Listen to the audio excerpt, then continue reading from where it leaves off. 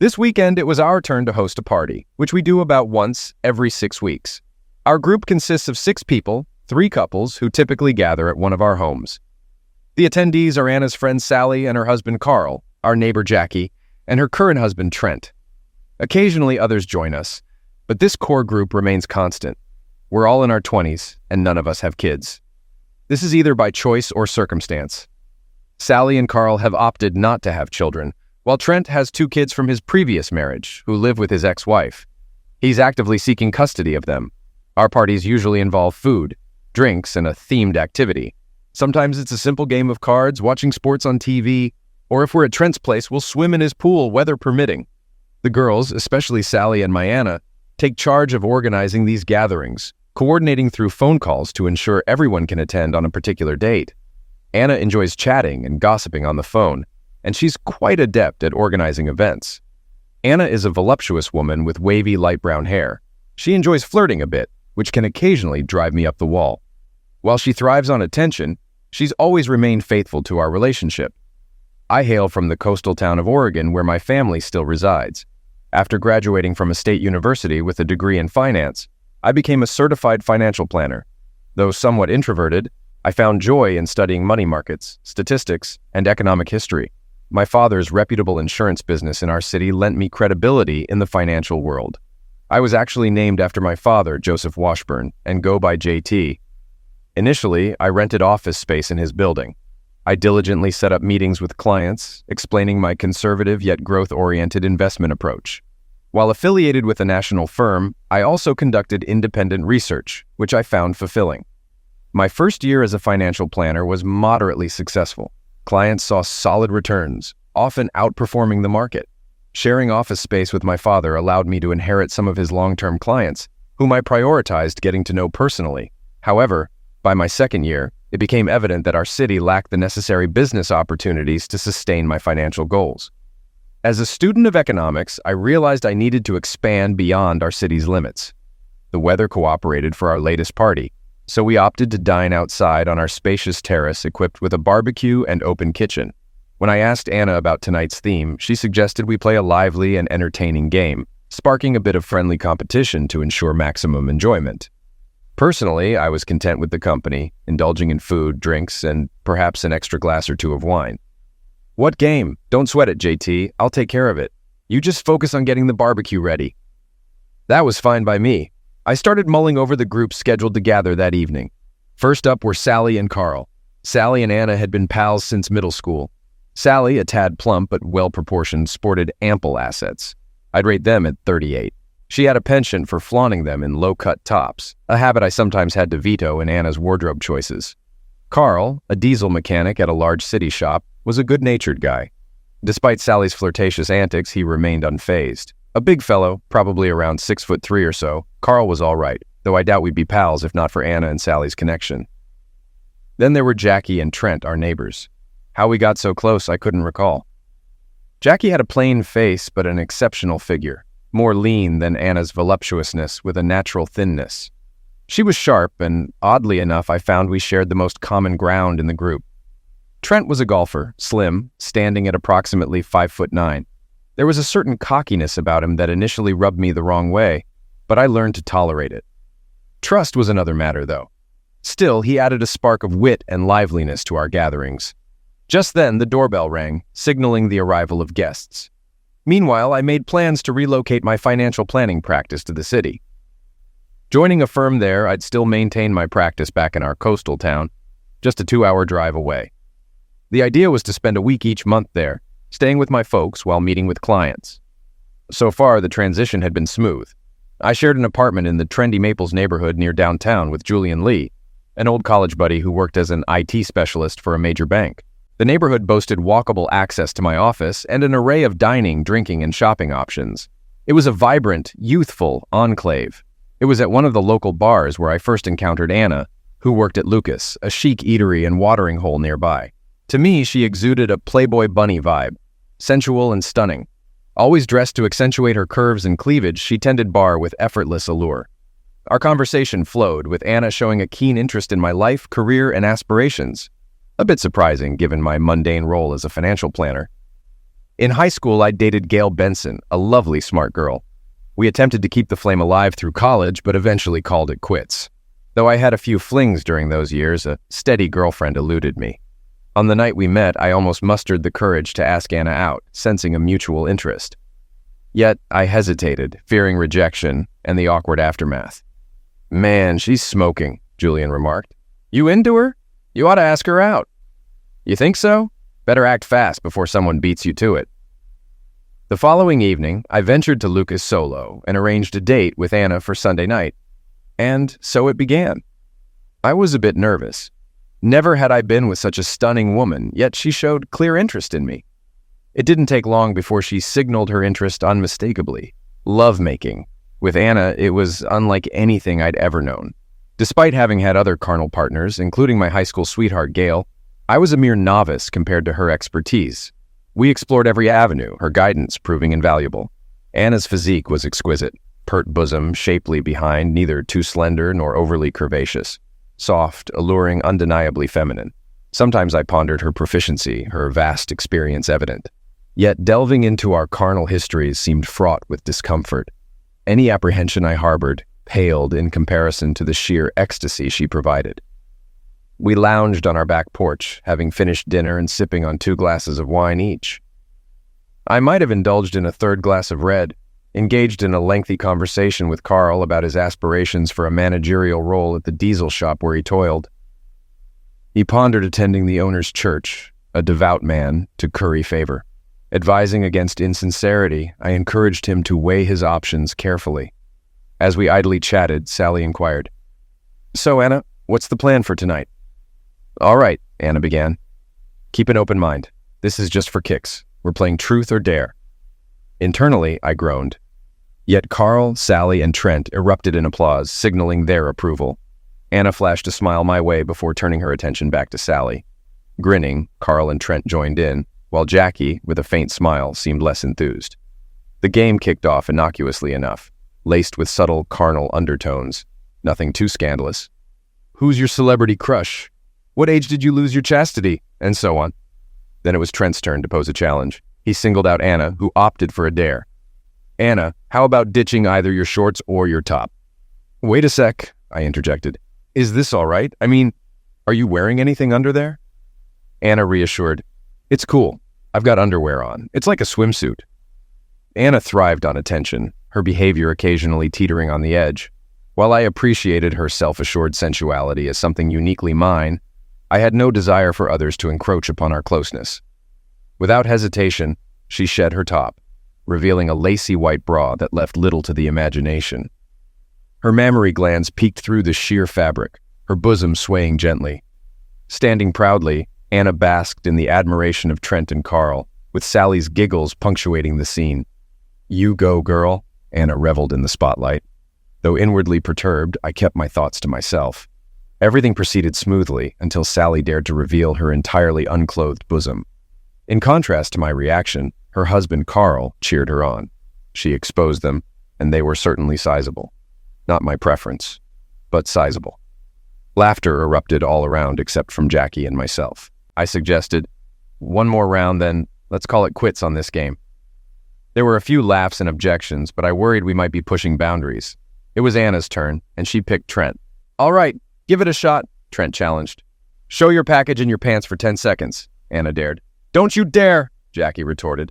With that, Trent stood, unzipped his pants, and dropped his shorts and boxers. He was 6 inches flaccid, not skinny. Both Anna and Sally looked to me. I was stunned while Carl chuckled. Trent even did a little dance resembling a male dancer. Anna seemed fixated on his member. Just then, Jackie declared, "I'm out," looking furious. She told Trent he could either get in the car dressed or walk home. With that, everyone departed, and the party was officially over. As we tidied up, Anna was unusually quiet. "This went too far, don't you think?" I ventured. "Oh, lighten up. It was all in good fun," she quipped. "Anna, people were getting undressed or almost undressed, including you," I pointed out. "I'll show you undressed," she teased, beginning to undress. I quickly averted my gaze, feeling both carnally satisfied and uneasy about the evening's events. I resolved to have a serious discussion about boundaries the next day. I wasn't the type to enjoy my wife exposing herself to other men. The following morning, I rose early for a run. planning the conversation I intended to have with Anna. I intended to emphasize that while I enjoyed a good time, our bodies were sacred to our marriage vows. I was unwavering on this matter. Upon my return, I heard Anna laughing on the phone. She must have noticed my presence as the laughter ceased abruptly and the volume lowered. I could have sworn I heard the word undressing before she realized I was there. "Who was that?" I asked. "Just Sally," she giggled. "She and Carl had a blast and declared our party the best so far. Speaking of which, I think we need to discuss some of the events from last night, especially your behavior." Anna was typically easygoing, so it took considerable effort to upset her. But my comment managed to do just that. She insisted it was innocent fun, nothing to fret about. No one else was bothered, and nothing untoward happened. I tried to soothe her, reason with her, and express my feelings, but she remained disinterested. After she lashed out at me, silence fell. As I began working in the yard, I mulled over my emotions. I didn't think I was being unreasonable. I wanted to give her the freedom to be herself. After all, that's who I married. I appreciated her love of freedom, but when it came to closeness, I believed it should be exclusively ours, including the sight of her body. I have to admit, I was a bit unsure of myself. Anna is a stunning, attractive woman, while I'm just a simple financial planner. I know I look good and stay in shape, but I'm aware she attracts attention from all kinds of guys. I have no real reason to doubt her fidelity. But there were a few incidents before we got married that raised my concerns. We'd been dating for almost 3 months then, and were engaged almost throughout. I felt a strong connection with Anna. We had some meaningful conversations, and I learned about her life. Her father's departure left her, her mother, and older sister. Anna craved male attention, and as soon as her body developed, she received it. I didn't delve into her carnal history, but it seemed by the time she was 16, she wasn't a maid anymore. It sounded like she had boyfriends and casual flings, as she put it. No wonder she never had trouble finding the next one. She loved attention, and knew her looks could easily attract guys. We received an invitation to a casual acquaintances party the following Saturday evening. Though we hadn't formalized our exclusivity yet, in my opinion, we were exceptional. She professed her love for me, and to me, love and exclusivity went hand in hand. It was December, and the party was slightly more upscale than usual. When I saw what Anna was wearing, my eyes nearly popped out of my head. It was a red dress that barely covered her chest. "You like my dress?" she teased. "Anna, you look great, but wow, that's quite revealing," I remarked. "You know, I might have clients there, and well, that's a bit much." Anna doesn't get angry often, but when she does, it's usually about her appearance. This time was no different. She got upset, accusing me of thinking she looked trashy and assuming she'd embarrass me. It took some time, but eventually I apologized. Despite the chilly weather, we went to the party, and she wore the dress. The house was grand, perched on the hills, adorned with beautiful decorations, and overflowing with food and drink. Among the guests were some of my colleagues, acquaintances from college, and fellow members of the sports club I belonged to. There was a guy at the party I remembered from college, McAllister, a charming yet conceited fellow with an insincere smile and slicked-back black hair. He sauntered around with a mischievous grin and a glass of champagne. Then he caught sight of Anna. Anna garnered considerable attention, primarily from men, much of it fixated on her cleavage.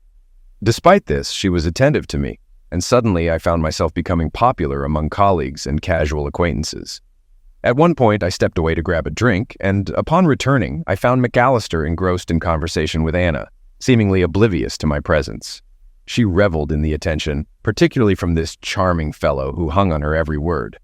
I managed to pull her away, but as parties tend to progress, people inevitably drift apart, and Anna and I found ourselves separated. Engaging in discussions with some colleagues, I gained valuable insights into business ideas. However, I soon realized it had been over an hour since I last saw Anna. I discreetly scanned the living room, kitchen, and adjacent family room, but she was nowhere to be found. McAllister was also absent. Stepping out into the brisk winter air where a group of people were smoking, I searched for Anna to no avail. As I headed back inside, her laughter reached me from the street. Peering out, I spotted Anna and McAllister strolling down the sidewalk, seemingly enjoying each other's company. "Hey, honey, Jim was just showing me his new BMW," Anna exclaimed upon seeing me, with McAllister chiming in with a joke about the car. Observing Anna, she appeared slightly disheveled, but nothing seemed out of the ordinary.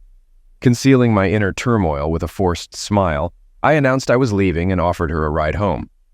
"Of course, I'll come with you," she replied, puzzled by my sudden departure. Just then, McAllister clapped me on the back, expressing pleasure at seeing me again and extending his hand. Though not a bodybuilder, I possess a firm grip from sports. Fueled by anger towards Anna and indignation at McAllister's audacity, I grasped his arm tightly, rendering him speechless with pain. "Honey, you've hurt him, Jim!" Anna exclaimed, alarmed. "I'm sorry, it's my fault," I apologized tersely, heading towards my car without looking back. As I buckled up, Anna caught up with me. This marked our first major argument. Typically, I adored her. She was stunning, and our closeness was unparalleled. However, I knew she craved attention and measured her worth by the admiration of men. Currently, our relationship hasn't been formalized, but to me, a consistent carnal partnership with frequent emotional exchanges symbolizes mature communication.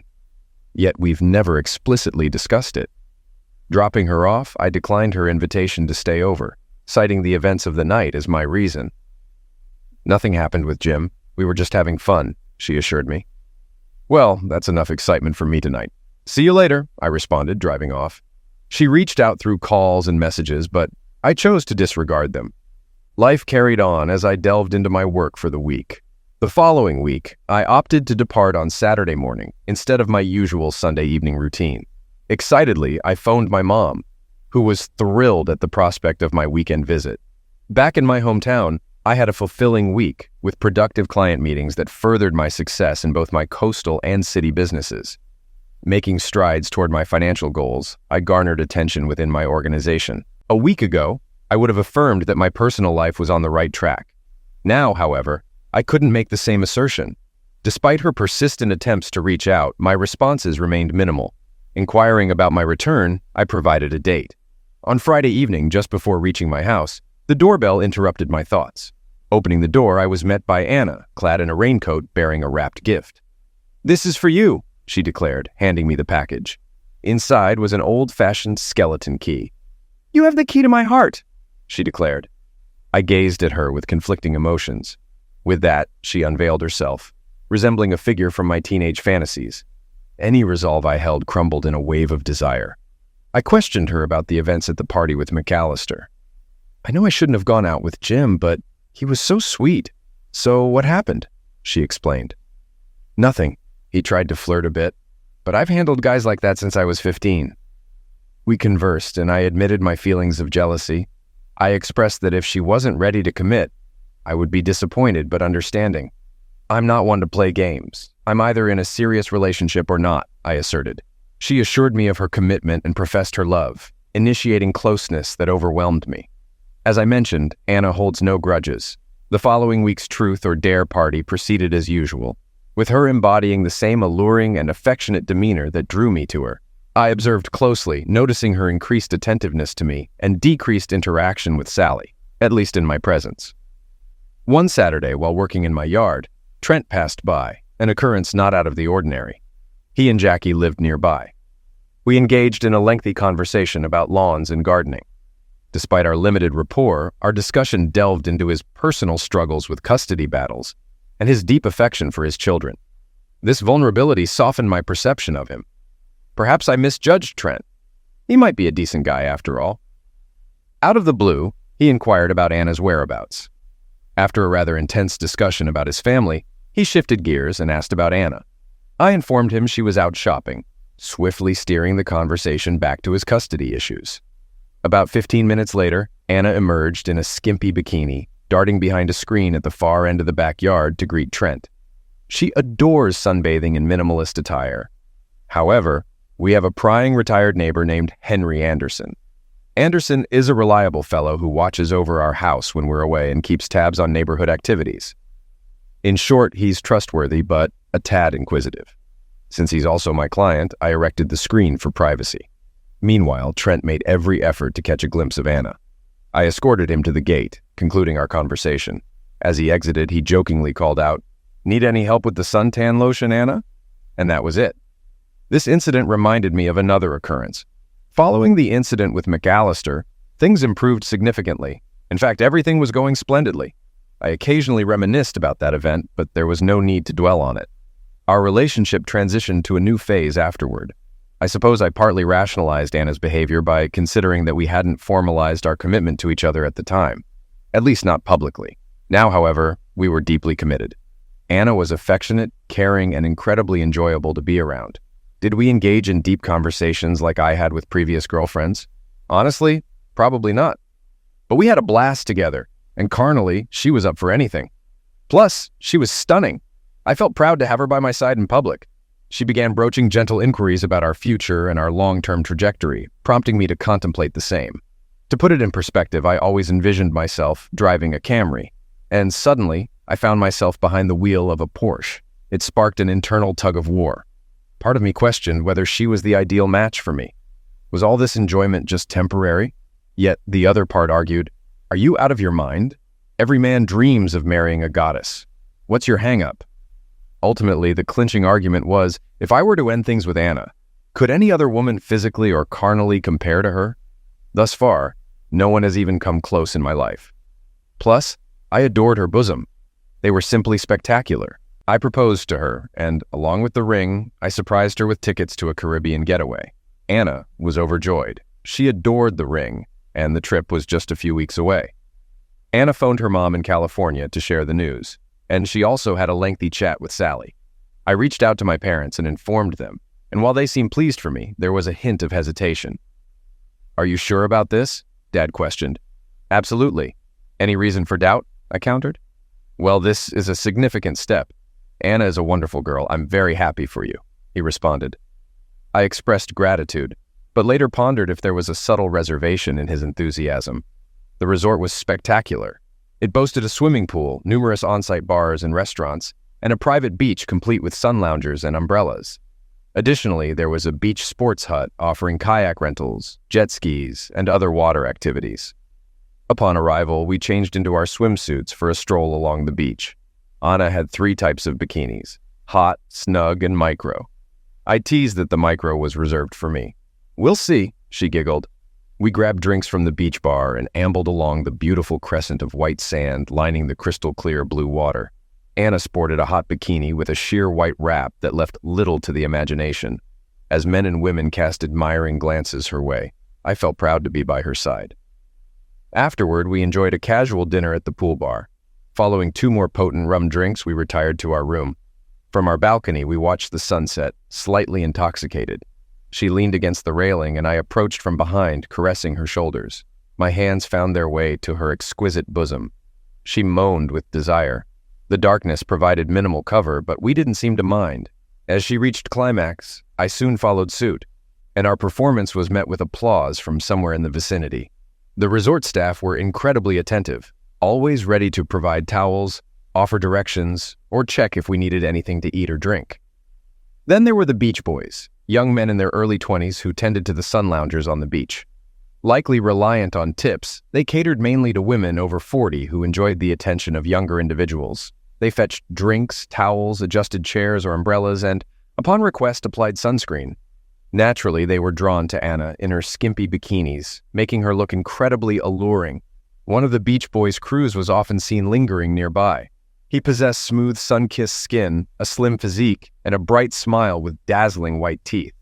One day, while strolling along the beach, I suggested to Anna that she might want to ride a jet ski. "You go ahead. I'm going to work on my tan," she replied. "I have an hour-long training session on a jet ski. Have fun and be careful." Riding the jet ski proved to be quite enjoyable, zooming across the ocean for just under an hour before returning to the beach. As I made my way back to the lounge chairs, I spotted Cruz looming over Anna. Upon approaching, I noticed him massaging her bare back. It definitely made contact with the sides of the bosom. "What's happening here?" Cruz promptly stood up. "Mr. JT, I don't want Miss Anna to get sunburned," he muttered. "She needs sunscreen on her back." "I can handle this myself, thank you," he added before hurrying away. "Anna, what's going on?" I asked her quietly but firmly. I didn't want to create a scene on the beach, but it was evident that the beach boy was clearly groping her. "What's happening? Your shirt is unbuttoned. There's barely a couple of inches of fabric covering your rear, and this guy had straightforward access to your body. That's the issue I'm addressing." "Did he touch your bosom?" "Oh, honey, relax. He might have grazed the sides a bit, but they are reserved for you." Hearing that actually aroused me. I suppose I brushed aside Cruz's overly flirtatious behavior and shifted my focus to wanting to have lovemaking with her as soon as possible. I proposed taking a nap knowing what I truly desired. I had to conceal my hardness with a towel as we made our way to our room. Eventually, the blissful moments had to come to an end, and we began discussing wedding plans. On the flight back home, Anna drifted off to sleep, and I reflected on what a fantastic trip it had been. However, the persistent thought of the Latino beach boy groping her bosom lingered in my mind. Once the weekend arrived and Trent came to stay with us, life resumed its normal course. Work was demanding but fulfilling for me, and my earnings were satisfactory. I conducted most of my own financial research, and my investments appeared to be performing well. Anna also worked at Lucas Bar, primarily covering lunch shifts as a waitress. This arrangement allowed us to spend most evenings together. Although Anna didn't necessarily need to work, she enjoyed it and valued having her own income. As summer approached, Anna and Sally began discussing the next gathering for couples following the Truth or Dare party at our place. I hoped these parties would come to an end soon. After extensive discussions and planning, it was decided that the next event would be hosted by Trent and Jackie, scheduled for mid-July, just a few weeks away, weather permitting. It was planned as a pool party. Upon hearing this, I immediately insisted to Anna that she refrain from wearing any of the bikinis from the Caribbean. I suggested wearing red instead. She adamantly refused, stating that it was one thing for strangers to see her like that, but not our friends. With no further discussion, it seemed we had reached a resolution on the matter. On the Tuesday before the party, I received a frantic call from my mom informing me that my father had suffered a heart attack. He was admitted to the county hospital and was scheduled for bypass surgery. I assured my mother that I would come as soon as possible. After informing Anna about the situation, I quickly packed an overnight bag for both of us, and we headed to my parents' place. Despite my concern for my father's health, I also worried about my mother, who relied on my father's strength. With his health in jeopardy, I was apprehensive about how she would cope. When we reached the hospital and located my mom, there was a notable improvement. My father had experienced a minor heart attack. The bypass surgery went well, and his chances for a full recovery were highly optimistic. They planned to keep my dad in the hospital until Thursday before sending him home. I stayed with him on Tuesday night while Mom and Anna returned to the house to rest. They came back on Wednesday morning. Dad was in high spirits, engaged in a crossword puzzle when Mom and Anna walked in. We spent the entire day there on Wednesday, which proved to be rather dull. Anna remained courteous, but I sensed her reluctance to stay in the hospital for long, and I couldn't blame her. Hospitals tend to be quite dreary places. After bringing Dad home on Thursday, I told Anna I needed to stay, but encouraged her to go home. I suggested she could take my car and either return for me on the weekend or I could use my dad's car for a while, as he had no intention of driving. "No, I'll stay with you," she insisted. "Thank you, Anna. I appreciate it, but you should go home," I replied. "I want them to get settled, and I just need to be with them for a few days." She reluctantly agreed and departed on Thursday afternoon. Most of my time on Thursday was spent helping my dad settle in, running errands to the grocery store and assisting my mom in any way I could. I also spent quality time with my dad, watching a few baseball games on TV. Boring? Yes, but I cherished the moments with my parents. On Friday, Anna called and inquired when I would return home. I informed her that I wouldn't be back until Sunday at the earliest. "How about the party?" she asked. "I completely forgot about it," I apologized. "Sorry, honey.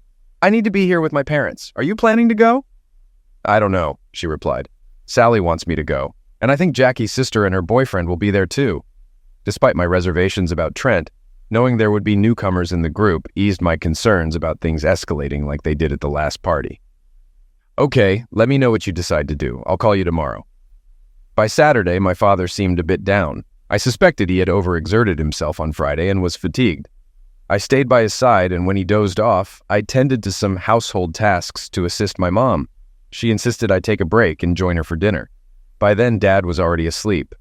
The next task on my agenda was to relocate everything downstairs and organize it onto shelves for storage. When I have a project, I devote myself to it. Suddenly, I glanced at my phone and noticed it was nearly 10 o'clock. I needed to call Anna. "Hey, what's going on?" I heard some commotion in the background.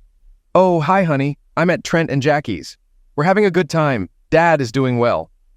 Just then, I heard a high-pitched scream, followed by Anna's laughter. "What's happening?" I asked. "What, honey?" she responded amidst laughter. "How much did you drink?" Dear, the connection is not very good. Can I call you later?" Then, more laughter ensued. Suddenly, I distinctly heard Trent say, "Take off that top, too," followed by another round of laughter and some muffled chatter. "Oh, this is getting even hotter," Anna remarked. It seemed her phone went offline, but it was evident they were not engaged in innocent antics. If I were to leave now, it would already be after midnight. At that point, I was exhausted and reluctant to risk driving home tonight. Nevertheless, I felt a pressing need to uncover what was truly happening. Suddenly, a thought struck me. Henry Anderson. Since he was in my contacts, I dialed him up. I explained that I needed some snapshots of what was happening at Trent and Jackie's place. He was game. After briefing him on their location and where to position himself for backyard shots, he agreed to head over there right away. With that settled, I powered down my phone and hit the hay. If there was trouble brewing with Trent, I didn't want to face it that night. Exhausted both physically and emotionally from fretting over my father, I slept deeply and undisturbed. The following morning, I powered up my phone. Anderson had sent over some photos. They were even worse than I had feared. Photo 1, Anna Stark undressed, Trent brandishing his engorged member in pursuit. Photo 2, Carl, without clothes and aroused, grabbing Anna's bosom. Photo 3, Anna and Sally, both in the buff, dancing provocatively for Trent and Carl. Photo 4, Trent and Carl engaging in carnal activity with Anna. I didn't need to see anymore. These images were undeniable evidence of Anna's betrayal. I'd seen the warning signs, but I never imagined she'd cross that line. It was unforgivable. A dense fog enveloped my mind. I was numb, struggling to process what I'd witnessed. Telling my mom I needed some air, I headed out for a walk. "Everything okay, JT?" she inquired. "Yeah, everything's fine," I lied, unwilling to burden her with this mess while Dad was unwell. I walked and pondered. I cried and pondered. I schemed and pondered. It was hours before I returned home, heart heavy with sorrow. But I resolved to end the marriage, mitigate my financial losses, and exact revenge on those two imbeciles, Trent and Carl. But first, I needed the full story without tipping Anna off to what I knew. Anna rang around noon, her tone unusually sweet. "I miss you like your dad will miss you when you come home. I really miss you, and I need you." I wanted to blame her for her antics at the party, but I kept my lips sealed. I needed to outsmart her. I just had to devise a plan. I needed to shield my assets and myself. I knew I had to play it cool around Anna. I told her my dad's condition had worsened, and I'd be staying another week. In reality, Dad was recovering well ahead of schedule. I suggested it'd be best if she stayed away. The excitement might strain Dad, I fibbed. Monday evening, I slipped away to the city. I reached out to my old roommate, Julian, to crash at his place for a bit. He seemed surprised but accommodating. Once there, I confided in Julian, showing him the incriminating photos. He was taken aback. He knew Anna flirted but never thought she'd cheat on me. I poured out my anguish and my desire for retribution against Anna and her cohorts. I emphasized the need to keep Anna in the dark until I had a solid plan. Julian agreed to keep mum. The next day, I lay in wait at Carl's workplace. Carl, a diesel mechanic, had mentioned a possible promotion he was eager for. Spotting him heading towards his truck, I hailed him. "Carl, let's grab a beer," I called out. Surprised to see me, Carl rarely turned down a drink. We found a nearby tavern, a workers' haunt with sparse patronage. Once our beers arrived, I inquired about Saturday night. "Just another run-of-the-mill party," Carl shrugged. "Is this the usual?" I showed him one of the photos. "Come on, man, what were we supposed to do? The girl stripped. It didn't mean anything." "All right, I get that this isn't out of the ordinary. Oh, by the way, how do you reckon your boss would react to this nothing?" I knew his boss was devoutly religious, and Carl was angling for a promotion. He rose, and I followed suit. He made a threatening move, so I retaliated, landing a punch on Carl. It was like hitting a pillow. Perfect. He went down immediately, devoid of any fight. I've always noticed that when you stand up to a bully, they crumble into cowards. Carl was no exception. I helped him up. The whole altercation was so swift that no one in the bar batted an eye. And if they did, they didn't give a damn. He began apologizing and shifting blame. I shut him up and laid out some ground rules. I had a few questions. I also made it clear that if he didn't want his boss to see the photos, he had to spill the beans on everything I asked, without tipping off Anna, Sally, or anyone else about my knowledge. He nodded eagerly, desperate to keep the photos from his boss's eyes. We sat for over an hour, and I uncovered a trove of information about Anna. His account seemed plausible yet tainted. Anna, Sally, and Carl all hailed from the same high school. Their group represented a socioeconomic mix, spanning the affluent, the middle class, and the lower middle class. Anna and Sally belonged to the less privileged faction. As puberty hit, so did the realization of disparities in clothing, homes, and parental vehicles. Wealthier peers ridiculed them for their outdated attire and aging family vehicles. But for girls, their bodies served as a great equalizer. Anna's stunning looks garnered attention, while Sally, despite being slightly overweight, possessed ample bosoms. This earned them popularity. Carl was confident they both lost their pureness before turning 16. In high school, Sally disclosed a conversation she had with Anna. Anna expressed her desire for finer things: clothes, cars, and homes. Given her penchant for lovemaking, she didn't mind trading it for material possessions. She aimed to find a wealthy man who could fulfill these desires. The wealthier, the better. Carl also mentioned that when Anna and I began dating, she was seeing someone else. She confided in Sally, mentioning that she thought I offered better prospects. Despite dating me, she continued seeing him for nearly 3 months before their breakup.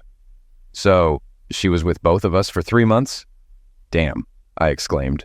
Carl added, since you two got married, I know of at least 2 other men she's been with, besides Trent and me. Curious, I pressed for more details. Carl lacked specifics, but mentioned a guy named McCallum or something similar. She said you knew him. It dawned on me. It must have been that fool McAllister we encountered at the party before our marriage. Anger boiled within me as I stewed over this revelation. Carl seemed unfazed, simply continuing to sip his beer. It was clear I couldn't stay married to her. I needed a plan. So, if someone with more money, a better car, and a nicer house came along, Anna would leave, I queried. Carl confirmed. I'm pretty sure she would. After pondering for a few minutes, I asked about Saturday night. What about Jackie? Was she part of this? I noticed Jackie's absence in the photos. Apparently, Jackie had to leave because her sister's boyfriend caused trouble. Jackie accompanied her sister home, leaving the party open to others. So Jackie doesn't know what went down? I probed. No, and let's keep it that way, Carl responded. Don't you care that your partner sleeps with other men? I asked. Partner? We're not married. She just calls me her husband. We've been together for a while. But when I do get married, it won't be someone like Sally. She's great and all, and I do love her in a way. But she's not the one I'll marry. That's why we don't have kids. It was time to depart. My mind buzzed with thoughts. Here were the crucial details. Anna's promiscuity surpassed expectation. Her attachment to me stemmed primarily from financial stability, ready to abandon ship if a better offer emerged. Carl alone shared my secret, and for now, it would remain clandestine. Even someone as dense as Carl proved wiser in the ways of women than I. Returning to Julian, I spilled everything I learned from Carl. Amidst my sorrow, rage bubbled to the surface. Indeed, I felt humiliated. Who knows how many of them mocked me behind my back? They must face consequences, I fumed. Julian probed with questions before immersing himself in his laptop, headphones on. Sipping red wine, I stewed in escalating fury. Julian broke his concentration. She never dated John Paul, did she? He inquired. No, I confirmed. Haven't seen him since college. Why the query? Julian pressed. Can you lay hands on about $30,000? I asked. And also arranged to lease a BMW for 6 months if all pans out, he responded, a grin creeping onto his face. Finally, he revealed, I have a plan. It'll set me back $30,000 plus the BMW lease. Tomorrow, you'll head to Anna's, put on a stellar performance, then return here Thursday post-work. John Paul arrives the next day. I phoned Anna, assuring her of my imminent return that evening. I maintained a facade of normalcy, deflecting her concerns with worries about my father. Either my acting skills surpassed expectations, or, more likely, she paid little heed to me. Thursday evening found us at Julian's. After greetings, Julian outlined his scheme. John Paul will woo Anna, posing as a New York banker. He'll reluctantly unveil his wealth, captivating her with money and affection. With a play in his sights in 5 months, he must act swiftly. John Paul, 2 years Julian's junior, exuded charm with his long hair, slender frame, and winsome smile. She's sure to take a liking to him, Julian mused. I have to ask you something, buddy. John Paul turned to me. Do you mind if I sleep with her? I mean, she's your wife. I assured him I didn't mind. And let's be real, it's not like they've been celibate for 5 months. They'd probably go 5 days max, I quipped. I provided them with Anna's bar schedule, emphasizing the need for discretion. Not only did John Paul need to play his part convincingly, but I also had to play the role of a devoted, unsuspecting husband. The week passed without incident or slip-ups on my end. I kept a close eye on Anna, trying to discern any changes.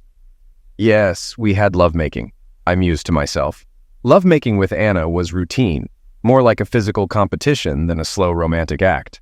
It brought satisfaction, but was also exhausting. Thursday evening, we reconvened at Julian's apartment. I was eager for the report. My hope was for Anna to fall for John Paul, but a part of me wished she wouldn't. John Paul had been to the bar 3 times. Initially, he aimed for her attention, then engaged in light conversation and jokes. During our 3rd meeting, Anna mentioned she was working from 11 to 3 the next day. John Paul planned to arrive at 2 o'clock for a late lunch and coffee. I had to invest in a $200 costume to play my part. The following week passed uneventfully. I couldn't shake off thoughts of Anna and John Paul. One evening, I noticed Anna came home late. I wondered what that meant. It felt like waiting for the next episode of a favorite TV show. I couldn't wait for Thursday evening to hear the latest update. Here's what John Paul reported. They had coffee on Friday. Anna confessed to being married, but hinted at marital troubles, appearing receptive. She agreed to lunch on Tuesday, and John Paul subtly hinted at his wealth. Life with Anna continued, but I sensed a growing distance between us. Fine. On Tuesday, I returned home a little after 5, and Anna wasn't there. After a run, I found her at home. While making dinner, I initiated conversation. "How was your day, honey?" This would be interesting, I thought. "Busy day at work," she replied nonchalantly. I knew it wasn't entirely true, but I played along. As we conversed, I felt us drifting apart. Our bed life remained unchanged. Looking back, it was mostly physical without much emotional connection, so faking it wasn't difficult. I decided to make it easier for her. I mentioned my father needing help, planning to leave Friday afternoon. Anna made a feeble attempt to ask if she should come too. I reassured her it wasn't necessary. I'd lend a hand and stay the following week to see clients. On Thursday evening, I received an update that John Paul's advances had progressed. What started as a Tuesday lunch turned into a passionate encounter. Upon learning I'd be out of town, they arranged to meet on Friday evening. It felt like I was orchestrating their relationship behind the scenes, manipulating the outcome to my advantage. And it worked. As weeks passed, their bond deepened. Their closeness culminated in a weekend tryst while I visited my parents. Predictable. Meanwhile, our domestic relationship shifted. Anna grew distant, a change tinged with melancholy. Occasionally, glimpses of the woman I once loved emerged, evoking a sense of loss. After about 3 months, John Paul professed his love and proposed to Anna. By then, she believed he was a wealthy New York banker with a lavish Manhattan abode. When asked about her husband, Anna hinted their relationship was on the rocks, suggesting she hadn't discussed divorce yet. A few weeks later, Anna mentioned a spa trip to California with Sally. I knew John Paul had invited her to Sun Valley. "You'll love it," I encouraged. That night, I was rewarded with passionate lovemaking. I anticipated John Paul's proposal at an Idaho resort. The cubic zirconia ring, nearly $500, seemed genuine enough. Anna, convinced of John Paul's wealth, saw no reason to doubt. The following Thursday, I received a report of their romantic Sun Valley getaway. He proposed, she accepted, and Anna planned to inform me of the divorce. John Paul pressed for a swift marriage, citing his imminent return to New York. Anna assured him she'd break the news to me. My plan was to feign resistance, agreeing to retain my assets in a quick divorce. The plan unfolded seamlessly. When Anna revealed her departure plans, I reacted with shock and sadness, masking my anger. "We're married. I won't let you leave. We'll work this out," I declared convincingly. Meanwhile, she met John Paul at a luxury condo funded by my money. "Anna, my love," John Paul began, wooing her with promises of wealth and security. She was enticed. He proposed a deal. He'd secure my assets in exchange for an immediate divorce. Eagerly, she agreed. At home, I vacillated between anger and pleading, desperate to hold on to her. I repeatedly told her I needed months of counseling before she left. I knew she wanted a quick exit to be with a millionaire. On Friday night, she brought home instant divorce papers, waiving her rights to my assets, our home, car, and investments. I put on an Oscar-worthy performance, yelling, crying, and saying I'd never let her leave. I said I needed time alone in the basement, pretending to be heartbroken while watching baseball. With tearful eyes, I used some Vicine I'd hidden, then left with the signed papers. She left without gloating, but I noticed her confident stride. By mid-September, our divorce was set for October 5th. She forfeited her rights to my assets and planned to marry in New York by month's end. We met that Thursday at Julian's to finalize our plot. Anna would stay in her rented place for 2 weeks. On Friday, after they left, she'd come for her stuff. John Paul promised to meet her at noon with a truck to move her things to New York. By then, he'd be gone, having told her his last name was Taylor to make it hard to find him. Costly and difficult for her, as she was broke. "You're cruel," John Paul said. "She was worse to me," I countered. "I get it. Hate to say it, but I'll miss her in bed. She was the best," he sighed. "Me too," I agreed. I kept things civil with Anna, pretending to be sorry several times but not asking her to stay. I feared she might. That Friday, I met her as she packed, almost tempted to have one last fling but resisted. She was dressed up, thinking she was headed somewhere special. By 12:30, she'd tried calling John Paul, but no answer. She asked to use my phone with the same result. The condo said it was paid till Saturday, then re-rented. She wanted me to watch her stuff while she checked on John Paul. I didn't talk to her till the weekend's end. Phase 2, I said. I sent 3 packages of photos from a party they had while I was away. Trent, Sally, Carl, and Anna were clearly shown. The first went to Carl's devout boss, with a note saying a person's work reflects their morals, including you. Package 2 was sent to Trent's ex-wife with a note saying, "See what your ex is up to. Thank goodness the kids are with you." Package 3 went to Jackie, reading, "Looks like we missed the most amusing part of the party. Hate to break it to you, but you should know." He added, "Once things settle down, fancy a drink?" I signed all notes with my name and number. My final task was McAllister. Maybe Julian could handle that. Anna tried to patch things up, but there was no chance. She arrived the next Monday evening, acting like she'd just returned from work. "Hey, sorry about the mix-up. I'm back for good." I just stared. "Anna, you've wrecked my life," I yelled. "This isn't your home. You're running off to New York." "No, I've changed my mind. I want to stay." "No more games. Forget it. Get out and stay out," I said coldly. She tried her old tricks, starting to undress. I've fallen for that too many times. Closing the door, I told her to say hi to John Paul. Peering out the window, she looked confused, her figure on display. She tried to understand the John Paul reference, a name I'd always kept secret. "Of course," Henry Anderson said, peering over the fence. Last I knew, she was with Sally, likely searching. Carl not only missed the promotion but got fired, leaving Sally behind. Trent faced a custody hearing and was denied, with increased child support and limited visits. Clearly, the photos influenced the decision. One Saturday night, Jackie called, frantic about Trent heading to my house, drunk and armed. He'd found the source of the messages. I hurried to the backyard, setting up a fake person under blankets as if reading outside. A light was on for attention, and I hid in bushes with a baseball bat. Even without Jackie's call, I'd have heard him. Trent knocked, then entered the backyard, spotting the setup and firing twice. His first shot likely broke his arm. My next swings were aimed lower. I called the police. No special investigation was needed. I defended myself and Trent faced attempted homicide charges. I thanked Jackie for the tip. "You're welcome," she said. "Now, did you offer me something to drink?"